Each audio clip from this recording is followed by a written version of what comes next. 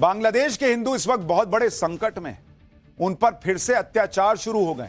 बांग्लादेश में कट्टरपंथी गुंडे तो खुलेआम घूम रहे हैं, लेकिन हिंदुओं के लिए आवाज उठाने वालों को जेल में डाला जा रहा है। हिंदू संतों पर देशद्रोह के केस किए जा रहे हैं, कृष्ण भक्तों पर अत्याचार हो रहे हैं।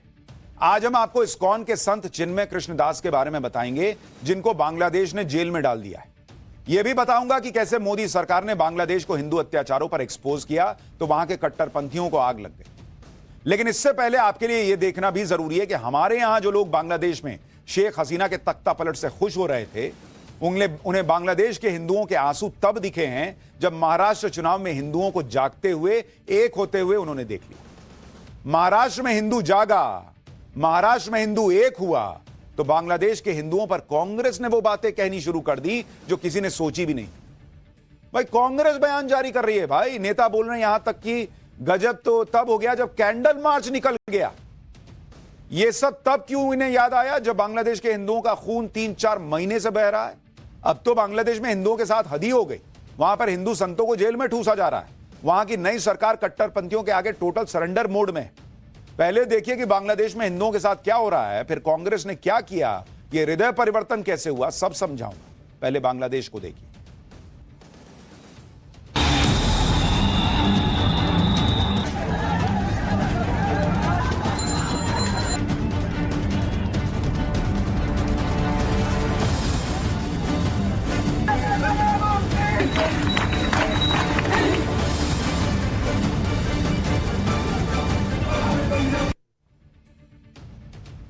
बांग्लादेश में हिंदुओं पर हमले की और भी तस्वीरें हैं, जिसे आप देखेंगे तो कांप जाएंगे। वो आगे दिखाऊंगा। पहले यह देखिए कि कांग्रेस ने बांग्लादेश में हिंदुओं पर हो रहे हमलों पर क्या कहा। कांग्रेस मीडिया सेल के हेड पवन खेड़ा ने बयान जारी किया। कहा कि कांग्रेस बांग्लादेश में धार्मिक अल्पसंख्यकों के सामने आ रहे सुरक्षा के माहौल पर गहरी चिंता व्यक्त करती है। इस्कॉन संत की गिरफ्तारी इसका ताजा उदाहरण है।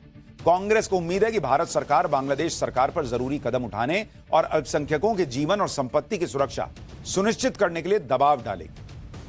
पहली बार इस तरह से बांग्लादेश के हिंदुओं पर कांग्रेस ने कोई बयान जारी किया है। आज कोई पहला हमला नहीं हो रहा है हिंदुओं पर, लेकिन कांग्रेस पहली बार बयान जारी कर रही है। नहीं तो पहले ये लोग इस पर ज्यादा बात ही नहीं करते थे। क्या यह महाराष्ट्र के चुनाव के नतीजों का असर है, जहां हिंदू एकजुट हो गया और हिंदुओं ने बता दिया कि हिंदू जाग गया तो फिर तूफान आ सकता है, तो अब कांग्रेस पार्टी को यह बयान जारी करना पड़ रहा है। शायद हिंदुओं के जागने का ही डर है कि कांग्रेस को अब बांग्लादेश के हिंदुओं पर बोलना पड़ा है। कांग्रेस की नई नई सांसद बनी प्रियंका वाड्रा ने भी बांग्लादेश के मुद्दे पर अपनी राय रख दी। प्रियंका वाड्रा ने कांग्रेस के ही ट्वीट को शेयर करते हुए लिखा कि बांग्लादेश में इस्कॉन टेंपल के संत की गिरफ्तारी और अल्पसंख्यक हिंदुओं के खिलाफ लगातार हो रही हिंसा की खबरें चिंताजनक है। केंद्र सरकार से अपील है कि इस मामले में दखल दे और बांग्लादेश सरकार से अल्पसंख्यकों की सुरक्षा सुनिश्चित करने का मुद्दा उठाए। यानी महाराष्ट्र की हार के बाद कांग्रेस को भी समझ आने लगा है कि हिंदुओं की अनदेखी करने का अंजाम क्या हो सकता है। कांग्रेस और प्रियंका वाड्रा के ट्वीट के अलावा कांग्रेस अब प्रोटेस्ट भी कर रही है। बंगाल कांग्रेस ने आज कोलकाता में कैंडल मार्च निकाला। भाई, बांग्लादेश डिप्टी हाई कमीशन के सामने कांग्रेस ने यह प्रदर्शन किया। कांग्रेस ने बांग्लादेश में चिन्मय दास की गिरफ्तारी का भी विरोध किया। यही मोदी समझा रहे थे कि एक हैं तभी सेफ हैं, वरना हिंदू को पूछने वाले लोग नहीं थे इस देश के अंदर, कई नेता नहीं थे। भाई, महाराष्ट्र की जीत से नरेंद्र मोदी ने एक काम तो कर दिया कि हिंदुओं के मामले में सोती हुई कांग्रेस को भी जगा दिया, क्योंकि कोई सोच भी नहीं सकता था कि बांग्लादेश के हिंदुओं के मामले में इंडी गठबंधन या कांग्रेस कुछ बोलेगी। क्योंकि अभी तक बांग्लादेश के हिंदुओं के लिए भारत में वही लोग आवाज उठा रहे हैं जिन्हें हिंदू हितों की वाकई में चिंता है। उधर सरकार भी अपनी तरफ से पूरी कोशिश कर रही है कि बांग्लादेश के हिंदुओं की रक्षा की जाए। बांग्लादेश में इस्कॉन संत की गिरफ्तारी पर भारत सरकार ने कड़ी आपत्ति जताई। विदेश मंत्रालय ने बयान जारी करके पहले ही कह दिया था कि हम चिन्मय कृष्णदास की गिरफ्तारी और जमानत नहीं मिलने से चिंतित हैं। चिन्मय की गिरफ्तारी के बाद अल्पसंख्यकों पर लगातार हमले हो रहे हैं। अल्पसंख्यकों के घरों और उनकी दुकानों को जलाया जा रहा है, यहां तक कि मंदिरों पर भी हमले हो रहे हैं। बांग्लादेश सरकार से अपील है कि वो हिंदुओं और अल्पसंख्यकों की सुरक्षा सुनिश्चित करें। यानी मोदी सरकार पहले ही एक्टिव हो चुकी है और आने वाले समय में बांग्लादेश पर दबाव और बढ़ने की उम्मीद है, क्योंकि बांग्लादेश में हिंदुओं पर हमले की चर्चा अब इंटरनेशनल लेवल पर हो रही है। बांग्लादेश में इस्कॉन के संत चिन्मय कृष्णदास की गिरफ्तारी के बाद हिंदुओं पर हमलों की बाढ़ आ गई। चिन्मय दास को सोमवार को एयरपोर्ट से गिरफ्तार किया गया। चिन्मय दास को गिरफ्तार करके कोर्ट में पेश किया गया तो वहां उनके हजारों हिंदू समर्थक जमा हो गए। ये सभी लोग संत चिन्मय दास की गिरफ्तारी का विरोध कर रहे थे। कई लोग तो पुलिस वैन के सामने ही लेट गए। पुलिस, सेना और बॉर्डर गार्ड बांग्लादेश यानी बीएनबी ने इन लोगों पर हमला कर दिया। गोलियां चलाई गई, ग्रेनेड तक फेंक दिए गए, लाठियों से हिंदुओं को मार मार के भगाया गया। आपको चिन्मय कृष्ण दास के बारे में भी बताता हूं कि आखिर वो बांग्लादेश में इतनी चर्चा में क्यों है। चिन्मय दास इस्कॉन चटगांव के पुंडरीक धाम के अध्यक्ष हैं। बांग्लादेश सम्मिलित सनातन जागरण के प्रवक्ता भी हैं। चटगांव में रहते हैं और अपना आश्रम भी चलाते हैं। ढाका और चटगांव के हिंदुओं पर काफी प्रभाव रखते हैं। हिंदू बच्चों को शिक्षा देने के काम में लगे हैं और कई तरह के सामाजिक काम से भी जुड़े हैं। हिंदुओं पर हमले का लंबे समय से विरोध कर रहे हैं। अगस्त में हिंदू हिंसा के खिलाफ इन्होंने रैली भी निकाली थी। इसी वजह से चिन्मय दास बांग्लादेश की सरकार और वहां के कट्टरपंथियों के टारगेट पर है और अब उन्हें गिरफ्तार कर लिया गया। चिन्मय दास की गिरफ्तारी से बांग्लादेश के कट्टरपंथियों के हौसले बुलंद हो गए। बांग्लादेश में हिंदुओं पर हमले की एक और तस्वीर देखी। ऐसा लग रहा है जैसे बांग्लादेश में हिंदुओं को मारने का लाइसेंस दे दिया गया। ये तस्वीरें ढाका के कॉलेज के बाहर की। यहां पर हिंदू छात्रों को चुन चुन कर मारा जा रहा है। कट्टरपंथी हाथों में लाठियां और तलवार लेकर खुलेआम हिंदुओं को मार रहे हैं। बैकग्राउंड में अजान की आवाज आ रही है, उसके बाद भी कट्टरपंथी रुक नहीं रहे और हिंदुओं पर हमले हो रहे हैं। इन तस्वीरों से तो यही लग रहा है कि बांग्लादेश में सरकार नाम की कोई चीज बची ही नहीं। वहां पर कट्टरपंथियों को जैसे खुली छूट दे दी गई है हिंदुओं को मारने की। हिंदू संत चिन्मय दास को इसलिए जेल में डाला गया क्योंकि वो बांग्लादेश के हिंदुओं पर होने वाले अत्याचारों के खिलाफ आवाज ना उठा सके, इसलिए उन्हें फर्जी केस में फंसा दिया गया। चिन्मय दास पर देशद्रोह का मामला दर्ज किया गया है।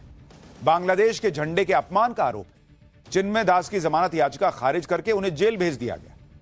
चिन्मय दास पर बांग्लादेश के झंडे के अपमान के आरोप पर इस्कॉन का कहना है कि झूठा आरोप है। भाई, जिस झंडे को बांग्लादेश का झंडा बताया जा रहा है वो बांग्लादेश का राष्ट्रीय झंडा भी नहीं था, लेकिन इनको तो केस बनाना था, हिंदुओं को के लिए लड़ने वाले को जेल में डालना था। बांग्लादेश में इतना सब हो रहा है लेकिन फिर भी चिन्मय दास बेखौफ दिख रहे हैं। ये तस्वीरें तब की हैं जब चिन्मय दास को गिरफ्तार करके वैन से कोर्ट ले जाया जा रहा था। तब चिन्मय दास विक्ट्री साइन दिखा रहे थे। कोई डर नहीं, कोई भय नहीं उनके अंदर। चिन्मय दास बांग्लादेश के चर्चित हिंदुओं में से। शेख हसीना सरकार गिरने के बाद जब हिंदुओं पर हमले हुए तो चिन्मय दास ने रैलियां निकालकर इसका विरोध किया था। इस समय बांग्लादेश में हिंदुओं के घरों पर हमला हो रहा है। हिंदू बस्तियों और मोहल्लों को चुन चुन कर निशाना बनाया जा रहा है। हिंदुओं के घरों में लूटपाट के बाद आग लगाई जा रही है। हिंदू मंदिरों पर हमले हो रहे हैं, मूर्तियों को तोड़ा जा रहा है, मंदिरों तक को आग में झोंक दिया जा रहा है। और इसीलिए योगी आदित्यनाथ कहते हैं, मोदी कहते हैं कि बटोगे तो कटोगे, एक हैं तो सेफ है। यह बांग्लादेश का हाल है और वहां की सरकार इन कट्टरपंथियों को कुछ नहीं कह रही। हिंदुओं के खिलाफ सबसे ज्यादा हिंसा चिटगांव में हो रही। यहां काली मंदिर और लोकनाथ मंदिर पर कट्टरपंथियों ने हमला कर दिया। बांग्लादेश के निशाने पर इस समय इस्कॉन है। बांग्लादेश के कट्टरपंथी चाहते हैं कि इस्कॉन को बांग्लादेश से हटा ही दिया जाए। यह कट्टरपंथियों की पुरानी रणनीति है। किसी भी देश में जब किसी धर्म को खत्म करना होता है तो सबसे पहले उसके धार्मिक स्थलों पर हमला होता है। यही बांग्लादेश में हो रहा है। देखिए कैसे कट्टरपंथी भीड़ को मोबिलाइज कर रहे हैं। हिंदुओं की बस्ती की तरफ जाती है भीड़, किसी का भी खून सुखा सकती। देखिए ना भाई, पूरी भीड़ चली जा रही है। सोचिए बांग्लादेश के हिंदू किस माहौल में जी रहे हैं। बांग्लादेश के अलग अलग शहरों में इसी तरह से भीड़ हिंदुओं के खिलाफ नारेबाजी कर रही है। हिंदुओं पर हमला करने के लिए लोगों को भड़का रही है। बांग्लादेश में इस्कॉन के खिलाफ भड़काऊ नारे लग रहे हैं। एक बार जरा फुल फ्रेम दिखाइए, वहां क्या तस्वीर और कैसे नारे लग रहे हैं।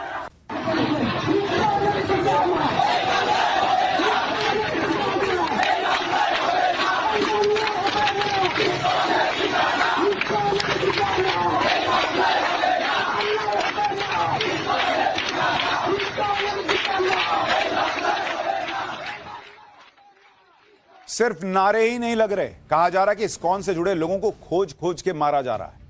कुल मिलाकर बांग्लादेश में इस समय हिंदुओं का यह हाल है कि पता नहीं कब क्या हो जाए, कहां से हमला हो जाए। क्योंकि बांग्लादेश में तो हजारों की भीड़ के सामने हिंदुओं और इस्कॉन पर हमला करने के लिए साफ साफ कहा जा रहा है। सुनिए एक बार।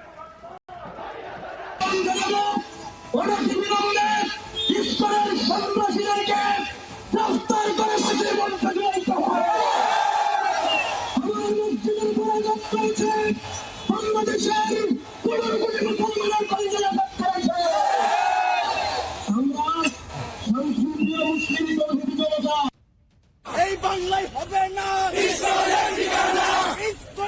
ঠিকানা ইসকনের চামড়া তুলে নেব আমরা ইসকনের দালালেরা এই বাংলায় হবে না ইসকনের ঠিকানা आप देखिए बांग्लादेश की सरकार का क्या प्लान है। बांग्लादेश में इस्कॉन को बैन करने के लिए आज ही एक याचिका दाखिल हुई। याचिका को स्वीकार करते हुए बांग्लादेश हाईकोर्ट ने सरकार से पूछा इस्कॉन क्या है, ये कहां से आया है। इस पर बांग्लादेश सरकार ने कहा कि इस्कॉन एक कट्टरपंथी धार्मिक संगठन है, इस पर नजर रखी जा रही है, सरकार का मुख्य एजेंडा है। यानी इस्कॉन के खिलाफ बांग्लादेश सरकार का मंसूबा एकदम साफ है, तभी तो इस्कॉन को कट्टरपंथी संगठन बता दिया। जमात इस्लामी जैसे कट्टरपंथी संगठन ने तो धमकी भी दे दी कि इस्कॉन को 24 घंटे में बंद किया जाए। जिस इस्कॉन के खिलाफ बांग्लादेश में हमले हो रहे हैं, उसे बैन करने की साजिशें हो रही हैं, वो कोई छोटा मोटा संगठन नहीं भाई। इस्कॉन दुनिया के 177 देशों में कृष्ण भक्ति की अलख जगा रहा है। बांग्लादेश में भी इस्कॉन ने सनातन का झंडा लहराया हुआ है, जिससे इस्कॉन कट्टरपंथियों की आंखों में खटकता है। बांग्लादेश में इस्कॉन के 110 सेंटर हैं। ढाका, चटगांव समेत 8 शहरों में मंदिर हैं। इस्कॉन मंदिरों में कई तरह के प्रोग्राम चलाए जाते हैं। प्राकृतिक आपदा में लोगों की मदद की जाती है। बाढ़ राहत शिविर भी इस्कॉन ने लगाया था। सनातन के प्रसार में इस्कॉन का बड़ा हाथ रहा है भाई। और दुनिया भर को यह कट्टरपंथी संगठन नहीं दिखता, सिर्फ बांग्लादेश को दिख रहा है। और जो वहां लोग इनको मार रहे हैं, आग लगा रहे हैं, वो कट्टरपंथी नहीं है। क्या ही हिसाब है बॉस।